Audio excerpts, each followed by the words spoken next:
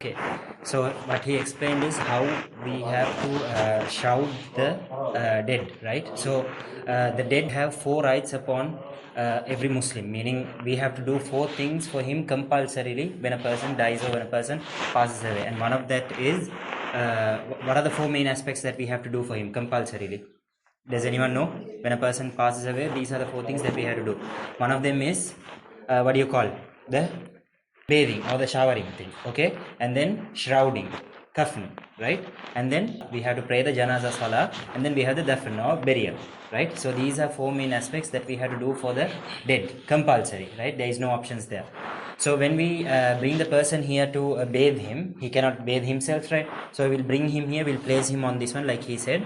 We'll remove all of his clothes and we'll place a piece of cloth wherever his aura is, okay? Accordingly for a man and a woman, and then they will be made the ablution for them. They will be done the ablution for them, like will do the ablution for them, and then we'll start the bathing process from the right side of their body. We'll start with the right hand, and then the head, and then the left side of the body, right? So once that's done, they will be placed in something called the shrouding cloth, right? You have seen that, right? White cloth. For men, it's around 3 pieces of cloth, 3 unstitched pieces of cloth, like somewhat like we have the ihram. So somewhat like that, we have 3 pieces of shrouding cloth for men, and then 5 pieces for women, right? So that will be placed one on top of the other, and then it will be laid down, and then they will be placed on it, and then they will be wrapped with it, and then they will tie. Would have seen 3 pieces of what do you call thread or rope tied in 3 different locations, one in their legs, and one in the near their hands or hip, and then one near their head, right? So that's the shrouding process. Once that's done, they will be taking in the, you call that the sandaf, like you call, they will carry them in that one and go to the place where they would what? No, before that, pray. You have to pray the janaza prayer, right? So we'll be going there now. That's the shrouding process. Understood? Is that clear? Anyone has any doubts?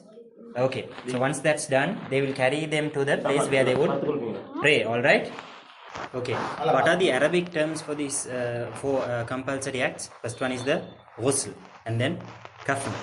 We call shrouding is called the kafn, okay?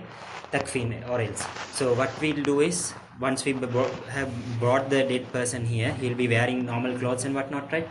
So they'll be brought here, they'll be placed here like this in this tray, right? And then all his clothes would be removed. Whatever is removable will be removed normally. Like let's say if it's a shirt, they'll be unbuttoned and then removed. Whatever is not removable, they would cut it off, right? He can't be wearing anything. And before that, they'll place a cloth like this to cover his aura, right? So that everything has to be considered, everything has to be done with proper etiquettes, proper adab, right? Proper manners and whatnot. You cannot be playing around here, playing the fool, or fooling around here, because we have to give the respect to the dead body. We have to do it with utmost respect and care. Is that clear? Okay, so once he's placed here, the clothes would be removed, and then what would be done? What would be done?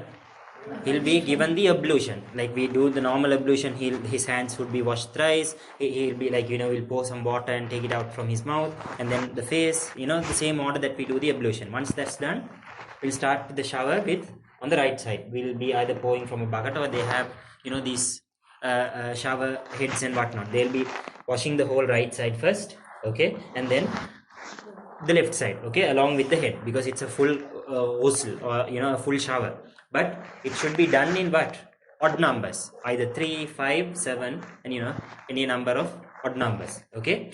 So once that's done, what they'll do, they'll place for men, what did I say? 3 pieces of these types of white cloth, okay? These have to be bought, and then they'll be placed under the dead person, meaning he will be taken to a side. Those 3 pieces would be laid out, the dead person would be placed in that, and it should be wrapped one after the other. So the first one would be wrapped, the below one would be wrapped, and then on top of the other side, and then the next side, and then so on and so forth, okay? So the 3 pieces would be wrapped, and once that's done, what they will do? What would they do? They will tie 3 knots. One is near the leg. They'll hold their legs tight. Hands will be kept, for some people they'll keep it like a, what do you call, a takbir, or on the side, right?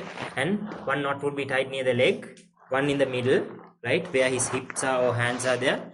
They will tie one, and then For some people, they would keep the head, the face open. For some, if there are visitors visiting to see, to pay their last respects and whatnot, they could come and see the dead person, make some dua for them and whatnot. They can keep the face open till they take it to the, what do you call it, to the prayer area, prayer hall. Okay, so once when they're taking it there, they will tie their head as well. So 3 knots, one near the leg, in the middle, and near the head. So that will be the shrouding process. Once that's complete, they would take it to the prayer hall, or where they would conduct the Janaza prayer. Is that clear? Anyone has any doubts?